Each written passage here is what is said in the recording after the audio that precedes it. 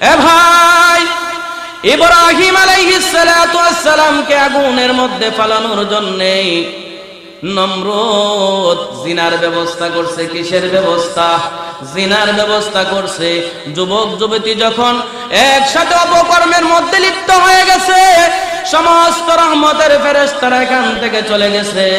ইব্রাহিম আলাইহিস সালাতু ওয়াস সালামকে আগুনের মধ্যে নিক্ষেপ করে দিবে।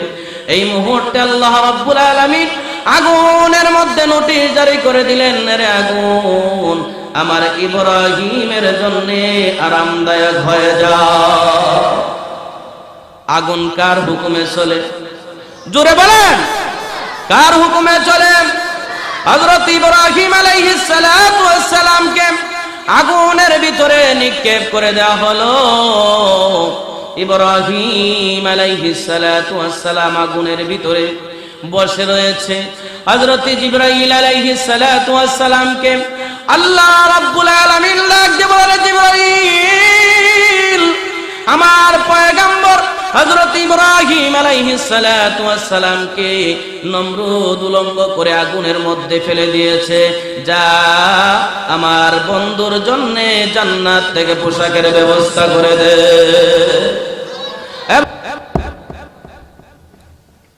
আসসালামু আলাইকুম ওয়া রাহমাতুল্লাহি ওয়া বারাকাতুহু।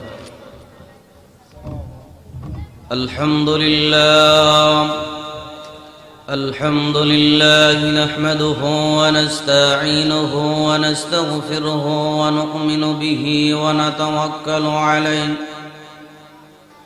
ونعوذ بالله من شرور أنفسنا ومن سيئات أعمالنا. من يهده الله فلا مضل له ومن يضلله فلا هادي له. ونشهد أن لا إله إلا الله وحده لا شريك له. ونشهد أن لا إله إلا الله وأن محمدا عبده ورسوله الذي أرسل إلى الناس كافة بشيرا ونذيرا وداعيا إلى الله بإذنه وسراجا منيرا. أما بعد فقد قال الله تعالى في كلامه المجيد وفي فرقانه الحميد. أعوذ بالله من الشيطان الرجيم. بسم الله الرحمن الرحيم. وقل جاء الحق وزهق الباطل إن الباطل كان زهوقا. صدق الله العظيم. وقال النبي صلى الله عليه وسلم لا طاعة لمخلوق في معصية خالق أو كما قال عليه الصلاة والسلام. وقال تعالى آمرا ومخبرا إن الله وملائكته يصلون على النبي يا أيها الذين آمنوا صلوا عليه وسلموا تسليما.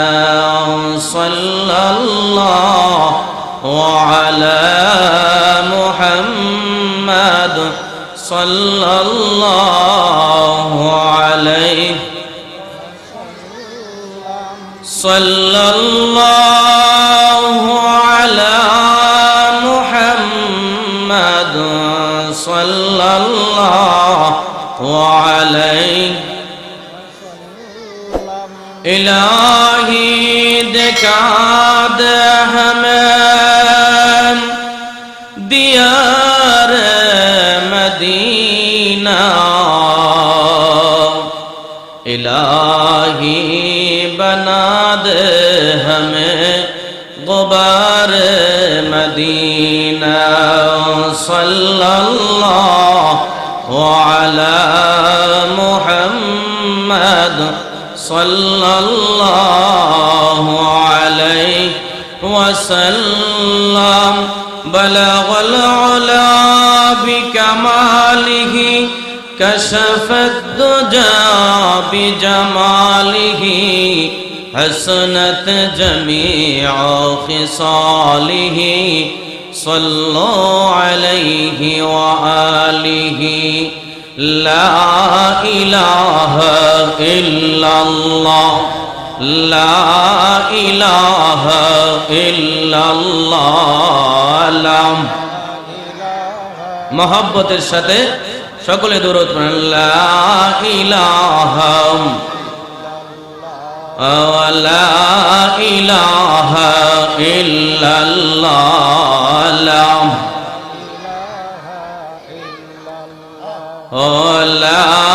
इलाहा इल्लल्लाह हायातेर मालिक जय अल्लाह मौतेर मालिक से अल्लाह ला इलाहा ला इलाहा ला इलाहा इल्लल्लाह मुहम्मदुर रसूलुल्लाह सल्लल्लाहु अलैहि वसल्लम ला इलाहा ला इलाहा इल्लल्लाह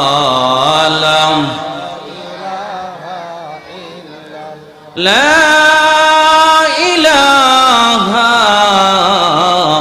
इल्लल्लाह मुहम्मदुर रसूलुल्लाह सल्लल्लाहु अलैहि वसल्लम। বানেশ্বর পশ্চিম গ্রাম বাসীদের উদ্যোগে আয়োজিত আজকের এই মহতি মাহফিলের চলমান অধিবেশনের শ্রদ্ধেভাজন সভাপতি সাহেব, দিগার উলামায়ে কেরাম, মুরব্বিন আযম, প্যান্ডেলের নিচে অবস্থানরত বুড়া বাবারা, যুবক ভাইয়েরা, পর্দার অন্তরালে আমার অত্যন্ত শ্রদ্ধেয় মা ও বোনেরা, মহান আল্লাহ রাব্বুল আলামিনের দরবারে অসংখ্য অগণিত শুকর ও সুজুদ যে রব্বে করিম আপনাকে আমাকে দয়া করে মায়া করে ভালোবেসে আল্লাহ তাআলা কোরআন এবং হাদিসের আলোচনার মজলিস তথা জান্নাতের বাগানে আমাদেরকে আসার বসার মতো তৌফিকটুকু দান করেছেন।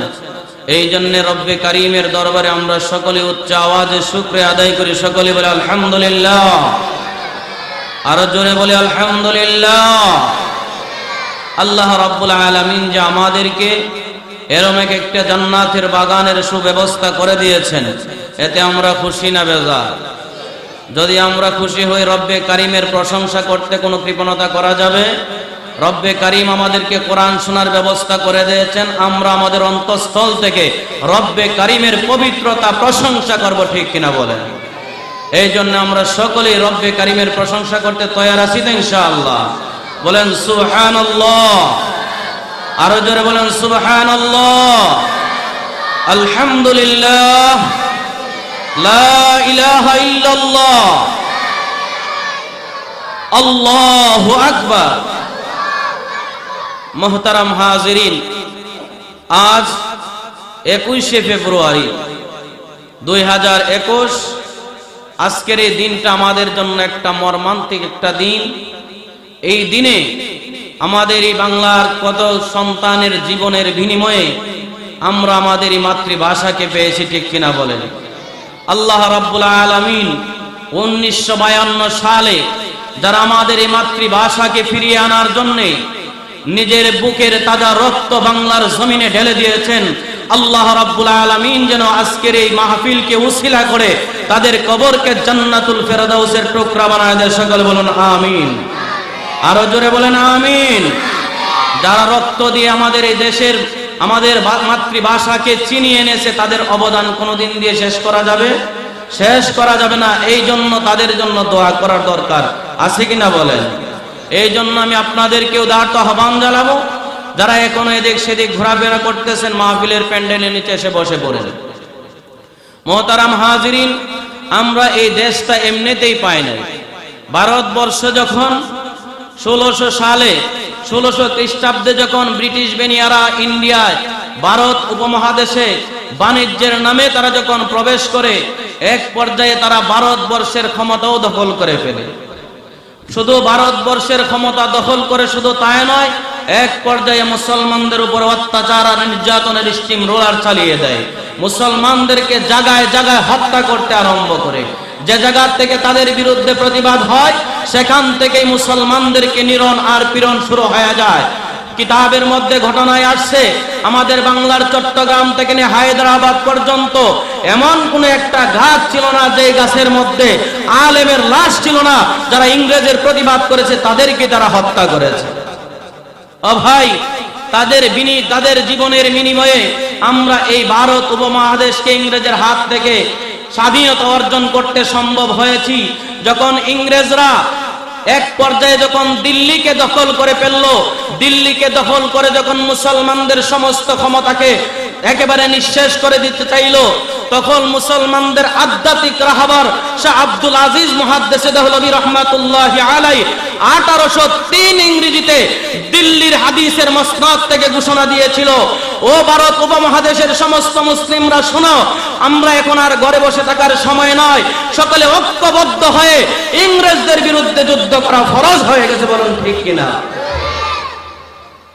শাহ আব্দুল আজিজ মুহাদ্দিসে দেহলভী রাহমাতুল্লাহি আলাইহি 1803 ইংরেজির ফতোয়াকে ভিত্তি করে একের পর এক যুদ্ধ হইতে হইতে আমাদের আকাবির সাইয়্যিদ আহমদ শহীদ রহমাতুল্লাহি আলাইহি, শাহ ইসমাইল শহীদ রহমাতুল্লাহি আলাইহি বালাকোটের ময়দানে জীবন দিয়েছেন। মাল্টার দ্বীপে শাইখুল হিন্দ মাহমুদুল হাসান দেহবন্দি রহমাতুল্লাহি আলাইহি তারা নির্যাতিত হয়েছেন। হুসাইন আহমদ মদনী রহমাতুল্লাহি আলাইহি এই ভারত উপমহাদেশকে স্বাধীন করতে গিয়ে মাল্টার দ্বীপে কারাবদ্ধ হয়েছেন। তাদের জীবনের বিনিময়ে আমরা 1947 সালে এই ভারত উপমহাদেশ থেকে ইংরেজদেরকে বিতাড়িত করতে সক্ষম হয়েছিলাম, ঠিক কিনা বলেন? 1947 সালে যখন ইংরেজরা ভারত উপমহাদেশকে ত্যাগ করে চলে যায়, তারপর পাকিস্তান আর ইন্ডিয়া দুইটা রাষ্ট্র ভাগ হয়ে যায়। পাকিস্তান আর ইন্ডিয়া দুইটা রাষ্ট্র ভাগ হয়ে যায়। তখন আমাদের এই স্বাধীনতা অর্জন হয়। যখন পূর্ব পাকিস্তান আর পশ্চিম পাকিস্তান এক ছিল, এক পর্যায়ে পশ্চিমারা আমাদের পূর্ব পাকিস্তানের উপরে, পূর্ব বাংলার মানুষদের উপরে যখন অত্যাচার আর নির্যাতনের স্টিম রোলার পরিচালনা করেছিল, তখন মাওলানা আব্দুল হামিদ খান ভাসানীর নেতৃত্বে শেরে বাংলা একে ফজলুল হকের নেতৃত্বে মাওলানা তাহার আলী রহমাতুল্লাহি আলাইহির নেতৃত্বে এই সমস্ত শহীদ সোহরাওয়ার্দীর নেতৃত্বে 1952 সালে যখন ভাষা আন্দোলনের জন্য যখন ডাক দেওয়া হয়, ঢাকার রাজপথে আমার দেশের কয়েকটা সন্তান বুকের তাজা রক্ত ঢেলে দিয়েছে। রক্তের বিনিময়ে আমরা এই স্বাধীন ভাষায় আমরা আমাদের মাতৃভাষাকে ফিরে পেয়েছি, ঠিক কিনা বলেন? এই কথাগুলা এই জন্য বললাম, অনেকেই মনে করে যে স্বাধীনতার পেছনে উলামায়ে কেরামের হাত নাই। মনে করে উলামায়ে কেরাম স্বাধীনতা সম্পর্কে জানে না। উলামায়ে কেরাম এই স্বাধীনতার পিছনে মূল মন্ত্রই হইল উলামায়ে কেরাম, ঠিক কিনা বলেন? উলামায়ে কেরামের ফতোয়ার ভিত্তিতেই ভারত উপমহাদেশ স্বাধীন হয়েছে। যদি শাহ আব্দুল আজিজ মুহাদ্দিস দেহলভী রাহমাতুল্লাহি আলাইহি 1803 ইংরেজিতে দিল্লির হাদিসের মসনদ থেকে যদি ফতোয়া না দিতেন, তাহলে ভারত উপমহাদেশ ইংরেজদের থেকে কি হতো না, স্বাধীন হতো না। আর পূর্ব পাকিস্তান আর পশ্চিম পাকিস্তান হতো না, পূর্ব পাকিস্তান স্বাধীন হতো না, আমরাও সোনার বাংলা পাইতাম না, ঠিক কিনা বলেন? তাহলে আমাদের সোনার বাংলা, আমাদের এই পাকিস্তান ভাগ হওয়া, সোনার বাংলায় আমরা স্বাধীনতা অর্জন করা, সব কিছুর মূলে শাহ আব্দুল আজিজ মুহাদ্দিস দেহলভীর ফতোয়া, ঠিক কিনা বলেন? তাহলে আলেম ওলামাদেরকে খাটো করে দেখার কোন সুযোগ, আলেমদেরকে খাটো করে দেখার কোন সুযোগ আছে? দেখার কোনো সুযোগ নাই। যাই হোক মুহতারাম হাজিরিন, এই কথাগুলো বললাম। আজকে আমাদের মাতৃভাষা দিবস, আন্তর্জাতিক মাতৃভাষা দিবস। এই দিবসটাকে আমরা কিসের মাধ্যমে পালন করব? কিভাবে পালন করব? আমাদেরকে এই দিবসটাকে পালন করতে হবে। যারা আমাদের এই দেশটাকে, আমাদের জন্য মাতৃভাষাকে ছিনিয়ে আনার জন্য যারা জীবন দিয়েছেন, তাদের জন্য কোরআনের খতম, তাদের জন্য নফল নামাজ, তাদের জন্য তাসবিহ তাহলিল, তাদের জন্য জিকির আজকার করে আল্লাহর কাছে দোয়া করা, ঠিক কিনা বলেন? ঠিক কিনা বলেন? গান বাজনা নর্তকীর মাধ্যমে তাদের রূহের আত্মার শান্তি কখনো হতে পারে না, ঠিক কিনা বলেন? নাচ গানের মাধ্যমে, বেহায়াপনার মাধ্যমে শহীদদের আত্মার কোনোদিন মাগফিরাত হতে পারে না, তাদের কবরে আযাব বাড়তে থাকে, ঠিক কিনা বলেন? এই জন্য আমাদেরকে সঠিকভাবে মাতৃভাষা দিবস, স্বাধীনতা দিবস, বিজয় দিবস আমাদেরকে সঠিকভাবে পালন করতে হবে, ঠিক কিনা বলেন? ও মুসলমান, আসুন আমি আপনাদের সম্মুখে যে আয়াতে কারিমা তেলাওয়াত করেছি, সূরা বনী ইসরাইল থেকে একটা আয়াতে কারিমা তেলাওয়াত করেছি, নবীজির অসংখ্য হাদিস থেকে একটা হাদিসের টুকরা আপনাদের সম্মুখে পেশ করেছি। সেই আয়াত এবং হাদিসকে সামনে রেখে কিছু কথা বলার আশা রাখি। আল্লাহ তাআলা আমাকে ইখলাসের নিয়তে বলার, আপনাদেরকে আমলের নিয়তে শ্রবণ করার তৌফিক দান করুন। সকলে বলেন আমিন। মুহতারাম হাজিরিন, আমি যে আয়াতে কারিমা তেলাওয়াত করেছি, আল্লাহ রাব্বুল আলামিন বলেন, ওয়াকুল জাআল হক ওয়া যাহাকাল বাতিল ইন্নাল বাতিলা কানা যাহুকা। ওগো নবীজি, আপনি বলেন জাআল হক, হক এসে গেছে, ওয়া যাহাকাল বাতিল, বাতিল দূরীভূত হয়ে গেছে, মিথ্যা বিলুপ্ত হয়ে গেছে। ইন্নাল বাতিলা কানা যাহুকা, আর মিথ্যা বিলুপ্ত হওয়ারই ছিল, ঠিক কিনা বলেন? মিথ্যা কি সমাজে কোনোদিন প্রতিষ্ঠিত হতে পারে? মিথ্যা কোনোদিন সমাজে প্রতিষ্ঠিত হতে পারে? আপনারা কি ঘুমাই গেছেন নাকি? কথা বলতে হবে। যদি আপনারা কথা না বলেন, তাহলে যেটা কবর জিয়ারত হয়ে যাবে। কবর জিয়ারত হবে না? আপনারা যখন কবরের পাশে সূরা ফাতিহা পড়েন, তখন কি কবরের ভিতর থেকে কোনো আওয়াজ আসে? কোনো আওয়াজ আসে না। শুধু আপনিই পড়তে থাকেন আর মুর্দা কবর থেকে সওয়াব নিতেই থাকে। এটা তো কবরের জগৎ না, এটা তো দুনিয়ার জগৎ। আপনার জবান আল্লাহ তাআলা দিয়েছেন, জবানকে আল্লাহর জন্য ব্যবহার করার দরকার আছে কিনা নাই? জোরে বলেন, আছে কিনা নাই? জবান খুলতে রাজি আছেন তো ইনশাআল্লাহ? ও মুসলমান, আমরা আজকে জবান বন্ধ থাকার কারণে ইহুদি নাসারারা আমাদের উপরে অত্যাচার আর জুলুম করতেছে। আমরা প্রতিবাদ করি না বিধায় আমাদের আজকে দুর্দশা, ঠিক কিনা বলেন? জবান খুলতে হবে। জবানকে তালাবদ্ধ রাখার জন্য আল্লাহ তাআলা জবান দেয় না। আল্লাহ বলেন আল্লামাহুল বায়ান, আমি আল্লাহ তোমাদেরকে বয়ান করার যোগ্যতা দান করছি, বলেন সুবহানাল্লাহ। তাহলে আর আল্লাহ রাসূল সাল্লাল্লাহু আলাইহি ওয়াসাল্লামের যে হাদিস আপনাদের সম্মুখে তেলাওয়াত করেছি, আল্লাহ রাসূল সাল্লাল্লাহু আলাইহি ওয়াসাল্লাম হাদিসে পাকে বলেন যে লা তাআতা লিমাখলুকিন ফি মাসিয়াতিল খালিক, আল্লাহকে এবং আল্লাহর রাসূলকে বেজার করে কাউকে খুশি করা যাবে না। আল্লাহকে বেজার করে কারো কথা মানা যাইব? নবীকে বেজার করে কারো কথা মানা যাবে? হ্যাঁ, যদি আপনার বাবাও হয়, যদি আপনার বাবাও হয়। বাবা এমন এক নির্দেশ দিয়েছে যেই কথাটা কোরআনের সাথে সাংঘর্ষিক, বাবা এমন এক হুকুম দিয়েছে যেই কথাটা সুন্নাহর সাথে সাংঘর্ষিক, বাবা এমন এক হুকুম দিয়েছে যেই কথা মানলে আমার আল্লাহ বেজার হয়ে যাবে, বাবা এমন এক হুকুম দিয়েছে যেই কথা মানলে আমার রাসূল বেজার হয়ে যাবে, সেই কথা মানা হারাম, হারাম, হারাম, ঠিক কিনা বলেন? মানা যাবে? তবে কিন্তু আল্লাহ তাআলা তো বলছেন মা বাবার কথা মানো। কখন মানবেন? যতক্ষণ পর্যন্ত আমার মা আমার বাবা কোরআন এবং সুন্নাহর উপর আছে, ততক্ষণ পর্যন্ত আমি আমার মা বাবার কথা মানা ফরজ, ঠিক কিনা বলেন? এই জন্য আল্লাহর রাসূল বলছেন লা তাআতা লিমাখলুকিন ফি মাসিয়াতিল খালিক, আল্লাহকে বেজার করে, রাসূলকে বেজার করে কারো কথা মানা যাবে? যাবে? মনে থাকবে ইনশাআল্লাহ? মনে থাকবে তো? যাই হোক মুহতারাম হাজিরিন, আল্লাহ তাআলা বলছেন কি, ওয়াকুল জাআল হক ওয়া যাহাকাল বাতিল ইন্নাল বাতিলা কানা যাহুকা। যখন সত্য এসে যায় মিথ্যা দাঁড়াইতে পারে? মিথ্যা দাঁড়াইতে পারে না। হযরত ইব্রাহিম আলাইহিস সালাতু ওয়াস সালাম যখন দুনিয়াতে আবির্ভাব হলো, হযরত ইব্রাহিম আলাইহিস সালাতু ওয়াস সালাম যখন এক আল্লাহর দাওয়াত দিতে লাগলেন, কয় আল্লাহ, এক আল্লাহর দাওয়াত যখন দিতে লাগলেন, এক আল্লাহর এক ওয়াহদানিয়তের দাওয়াত যখন ময়দানে দিতে লাগলেন, তখন নমরুদ বিরোধিতা আরম্ভ করছে। নমরুদ ছিল হক, নমরুদ ছিল বাতিল। নমরুদ কি ছিল? বাতিল। আর ইব্রাহিম আলাইহিস সালাতু ওয়াস সালাম ছিল হক। যেখানে হক, যেখানে বাতিল, সেখানে কি হক এসে যায়। ও ভাই, হযরত ইব্রাহিম আলাইহিস সালাতু ওয়াস সালাম যখন নমরুদের সমস্ত কৃতিকর্মের বিরুদ্ধে যখন দাঁড়ায় গেলেন, নমরুদ ইব্রাহিমকে সহ্য করতে পারলেন না। সহ্য করতে পারছে? ইব্রাহিম আলাইহিস সালাতু ওয়াস সালামকে বলছে, আসো আমরা মেলায় যাই। মেলায় যাব?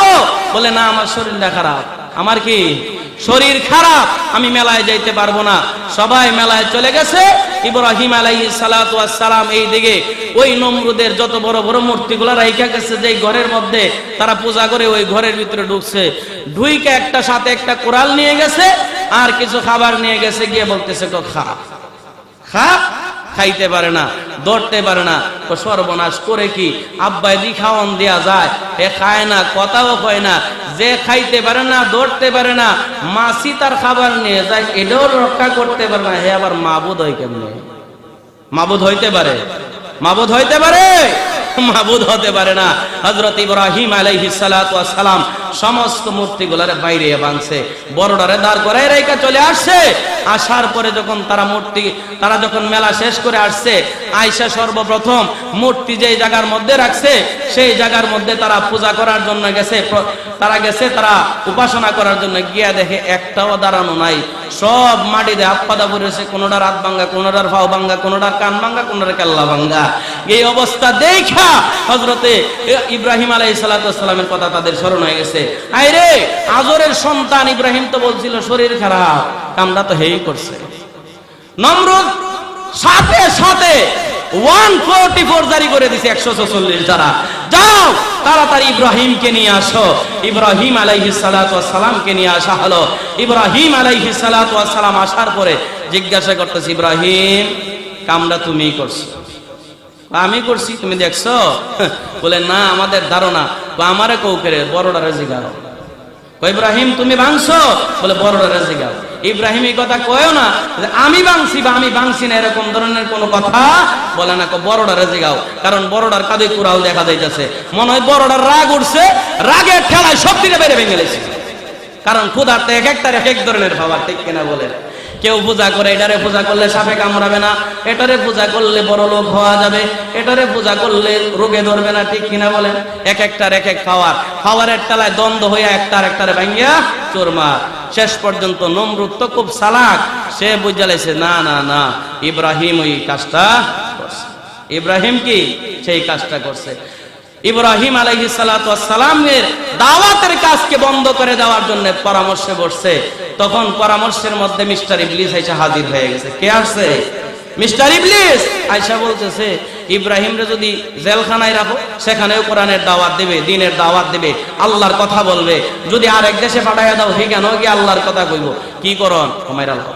কি করো? তো মেরে ফেলো, হত্যা করে ফেলো। কেমনে? আগুনের ভিতরে ফেলাও। নমরুদ আগুনের ব্যবস্থা করছে।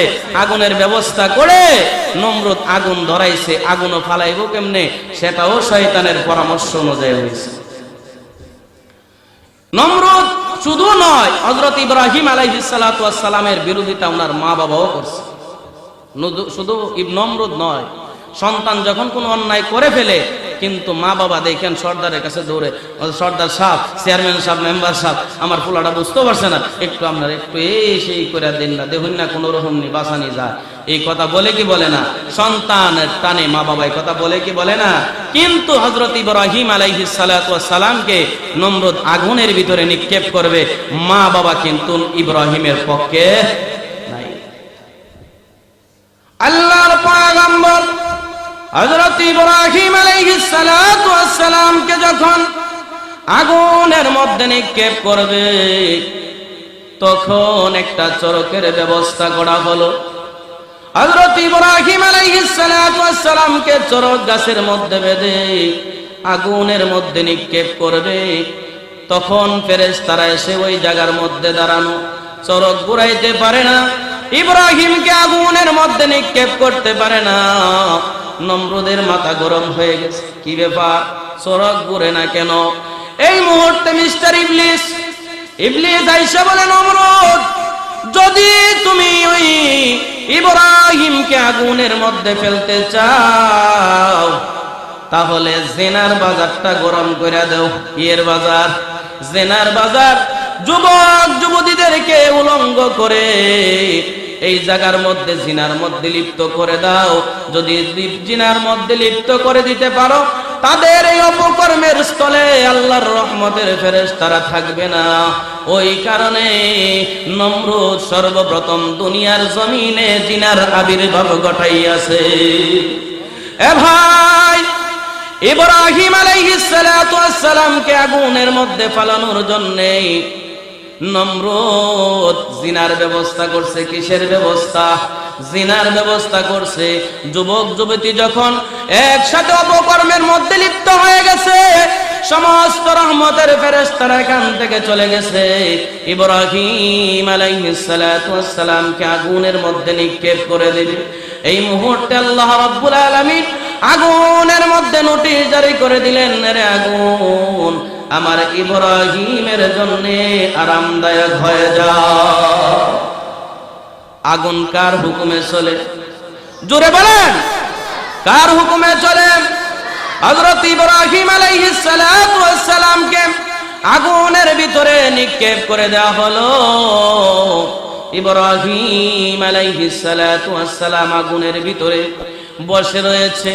হযরত জিবরাইল আলাইহিস সালাতু ওয়াস সালামকে আল্লাহ রাব্বুল আলামিন ডাক দিয়ে বলে, জিবরাইল, আমার পয়গম্বর হযরত ইব্রাহিম আলাইহিস সালাতু ওয়াস সালামকে নমরুদ উলঙ্গ করে আগুনের মধ্যে ফেলে দিয়েছে। যা আমার বন্ধুর জন্য জান্নাত থেকে পোশাকের ব্যবস্থা করে দে। এ ভাই, নমরুদ উলঙ্গ করে আগুনের মধ্যে দিয়েছে, আমার আল্লাহ জান্নাত থেকে কাপড়ের ব্যবস্থা করে দিয়েছে। হযরত ইব্রাহিম আলাইহিস সালাতু ওয়াস সালাম জান্নাতি পোশাক পরিধান করে নমরুদের আগুনের ভিতরে আরামে দিন কাটায়। এ ভাই, ইব্রাহিম আলাইহিস সালাতু ওয়াস সালামকে যখন নমরুদ দেখলো আগুনের ভিতরে বসে আছে, সে খুব আরামে বসে আছে, দেখা যায় মনে হয় ফুল বাগান, ফুল বাগান। এরকম দৃশ্য দেখে নমরুদ আগুনকে লক্ষ্য করে বলে, আরে আগুন, তোমার কি হয়ে গেল? তোমার এমন কি সমস্যা হয়ে গেল? ইব্রাহিমের একটা পশম পুরাইবার ক্ষমতাও কি তোমার নাই? তোমার তাপে তো আমরা কাছেও বিটতে পারতেছি না, তোমার দ্বারে যাইতে পারতেছি না, তারপরেও কেন ইব্রাহিমের একটা পশম পড়তেছে না? ইব্রাহিম কিভাবে আগুনের ভিতরে বসে আছে? দেখা যাইতেছে বাগানের ভিতরে বসা। তখন আল্লাহ রাব্বুল আলামিন আগুনের জবান খুলে দিয়েছে। পারে কি পারে না? আল্লাহ তাআলা পারে কি পারে না? আল্লাহ রাব্বুল আলামিন আগুনের জবান খুলে দিয়েছে। আগুন নমরুদের সাথে মানুষের ভাষায় কথা বলতেছে। আগুন ডাক দিয়ে বলে, রে নাফরমান, আয় আয় আয়, ওয়েলকাম, এদিকে আয়, দেখ আমি আগুনের ক্ষমতা আছে কিনা নাই। সমস্ত পৃথিবীর যত শক্তি আছে না কেন, আমি আগুনের কাছে এনে দে, আমি আগুন একটা মিনিটের ভিতরে পুরাইয়া সারখার করে দেব। কিন্তু আল্লাহর কসম, জেনে রাখ, একটা ইব্রাহিমের একটা পশম ফুরাবার ক্ষমতা আমি আগুনের না। এ ভাই, হক যদি এসে যায়, বাতিল লড়াইতে পারে না। ইব্রাহিম যখন আল্লাহর দাওয়াত দেয়, এক আল্লাহর দাওয়াত দেয়, তখন ইব্রাহিমের পক্ষে কেউ নাই। একা কালেমার দাওয়াত নিয়ে ময়দানে বেরিয়ে পড়েছেন। সাহায্য করেছেন কে? এ ভাই, সাহায্য করেছেন কে?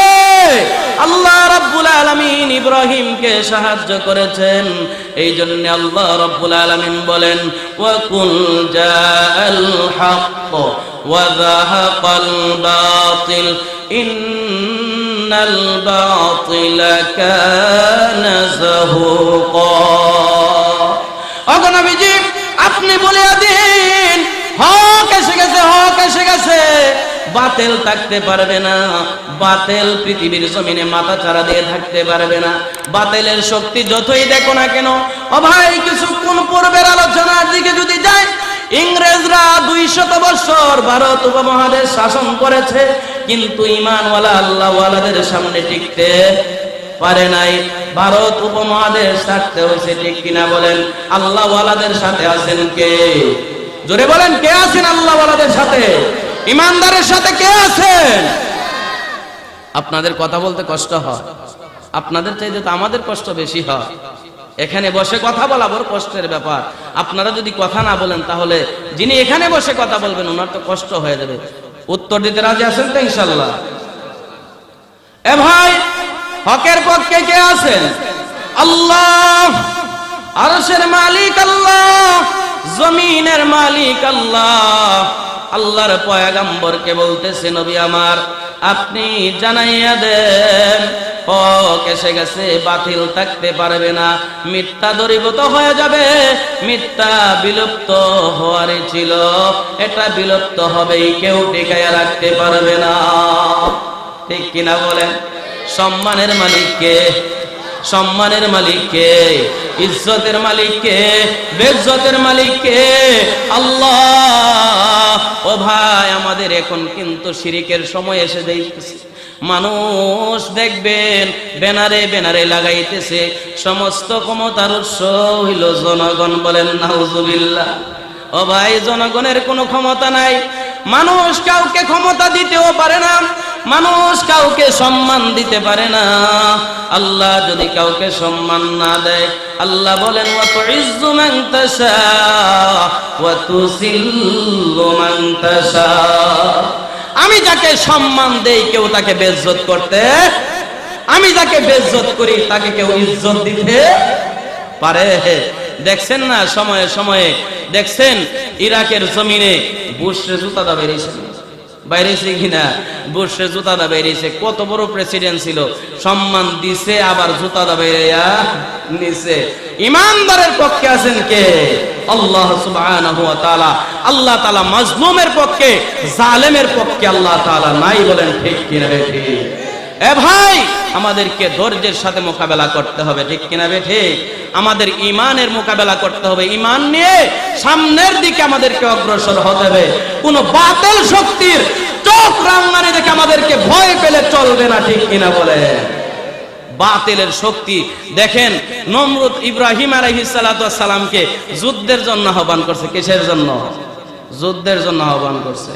আয়ো মাঠে, আয়ো, খেলা হইবে। কি হইব? মাঠে আসো, মাঠে আসো, তোমার সাথে হবে। কি হবে? আল্লাহ বলেন, ইব্রাহিম, আপনি নমরুদের চ্যালেঞ্জ গ্রহণ করেন। কি করেন? নমরুদের চ্যালেঞ্জ গ্রহণ করে ফেলেন। ইব্রাহিম আলাইহিস সালাতু ওয়াস সালাম নমরুদের চ্যালেঞ্জ গ্রহণ করছে, যুদ্ধ হবে ময়দানে। ইব্রাহিম একা। ইব্রাহিম কি একা? নমরুদ হাজার হাজার বাহিনীর লোক নিয়ে, লোক লক্ষণ নিয়ে যখন ময়দানে গেছে, অনেক তলোয়ার, ঘোড়া, উট এগুলো নিয়ে ময়দানে গেছে, ইব্রাহিম আলাইহিস সালাতু ওয়াস সালাম একা গেছে। দেখার লেগা, যুদ্ধ করতে গেছে না দেখতে গেছে। ইব্রাহিম আলাইহিস সালাতু ওয়াস সালামকে আল্লাহ বলেন, পয়গম্বর আপনি ময়দানে যান, যুদ্ধ তো আমি করব। ইব্রাহিম আলাইহিস সালাতু ওয়াস সালামকে নমরুদ দেখার পরে, উনার এত হাজার হাজার বাহিনীর লোক, সবার হাতে অস্ত্রে শস্ত্রে সজ্জিত, ইব্রাহিম একা একা, হাতের মধ্যে তসবিহ, লা ইলাহা ইল্লাল্লাহ, লা ইলাহা ইল্লাল্লাহ, আল্লাহর নামের জিকির করতেছে। নমরুদ ডাক দিয়ে বলে, এই ইব্রাহিম, কি দিয়ে যুদ্ধ করবা? তোমার লোক লস্কর কই? তোমার বাহিনী কই? তুমি কি দিয়ে যুদ্ধ করবা? ইব্রাহিম বলে, অপেক্ষা করো। কি করো? অপেক্ষা করো, আসতেছে। কি করো? অপেক্ষা করো, আসতেছে। হঠাৎ করে শোনা যায় উপরের, নমরুদ উপরের দিকে তাকায়া দেখে উপরের আকাশটা কালো হয়ে গেছে। বলুন সুবহানাল্লাহ। উপরের আকাশ কি হয়ে গেছে? কালো হয়ে গেছে। আর আইতেছে। কি সুন্দর গান, গান শুনছেন না? মশায় গান গায় না, মশারির বারে থাকলেও গান গায়, ঠিক কিনা বলে? গান গাইতে গাইতে আইতেছে। নমরুদ কো সর্বনাশ, কি বাহিনী, গান গাইতে গাইতে আল্লাহ কো এটা তো তোর লোকে যুদ্ধ করবো, এটাই তো যুদ্ধ করব। আচ্ছা কোন চান কয়টা কামান আছে মশারে হিট করতে পারে? এরকম কোন কামান বাইরিছে? মশা এখন এখানে, তখন এখানে মশার শরীরে কামান লাগাইতে পারে না। আল্লাহ তাআলা বলেন, ও পয়গম্বর ইব্রাহিম, আমার আর নমরুদের মধ্যে খেলা হইতেছে, আপনি দর্শক হিসেবে দাঁড়ায় দাঁড়ায় দেখতে থাকেন। বলেন সুবহানাল্লাহ। মশা বাহিনী আসছে, কামড় শুরু করে দিয়েছে। একটা কামড় দেয়, একটা শেষ, একটা কামড় দেয়, শেষ। যেই মাত্র দেখছে কামড়ের ছুটে আর ময়দানে থাকার মতো না, তখন বাহিনী পালাইতে আরম্ভ করছে। নমরুদ ডাক দেয়, এই আমার সাথীরা, তোমরা কোথায় যাইতেছো আমাকে রেখে? ইব্রাহিমের বাহিনীর মোকাবেলা করো। তখন বাহিনীর পক্ষ থেকে আওয়াজ আসে, ও লিডার, ও নেতা, আপনি সামলাইন, আমরা তখন নাই ভিক্ষার কাম নাই, করতে আপনি সামলাই, ঠিক কিনা বলেন? বলে, ও নেতা, আপনি মোকাবেলা করেন, এই বাহিনীর সঙ্গে মোকাবেলা করার ক্ষমতা আমাদের নাই। যেই বাহিনী উপর থেকে এসেছে, ওই উপরওয়ালা যিনি এই বাহিনী নাজিল করেছে, সেই ওই বাহিনীর যিনি প্রেরক প্রদাতা, ওই আল্লাহর সঙ্গে যতক্ষণ আত্মসমর্পণ না করবেন, ততক্ষণ পর্যন্ত আপনার রেহাই না। কার সাথে আত্মসমর্পণ করতে হবে? আল্লাহর সাথে। করোনা আসছে, ঘরে দরজা লাগাইয়া থাকলে আত্মসমর্পণ হইব। মসজিদও যায় না, মাহফিলও যায় না, করোনা হয়ে যাবো গা। সিনেমা হলে করোনা নাই, নাট্য মঞ্চে করোনা নাই, বলেন না কেন? পার্কে করোনা নাই, আছে কিনা বলেন? 14 ফেব্রুয়ারি ভালোবাসা দিবস করোনা নাই, বেহায়াপনা দিবসে করোনা নাই। সব দোষ হইল মাহফিলে। মাহফিলে মানুষ আসে কোরআন শেখার জন্য, আল্লাহর কাছে আত্মসমর্পণ করবে, করোনার থেকে আল্লাহর কাছে আত্মসমর্পণ করবে। এখানে এসে করোনা ফিরাইতে আর জায়গা পাও না। বাজারে গেলে তো ডেক্কার লাগে, বাজারে ঢুকুনো যায় না, এখানে করোনা নাই। সব করোনা মসজিদ আর মাহফিল। বলেন না নাউজুবিল্লাহ। আত্মসমর্পণ করতে হবে কার কাছে? যিনি করোনা দিছেন তার কাছে, ঠিক কিনা বলেন? নমরুদ এক পর্যায়ে আল্লাহ রাব্বুল আলামিন একটা মশা, মাজুর একটা মশাকে নমরুদের নাক দিয়ে ঢুকাই দিছে।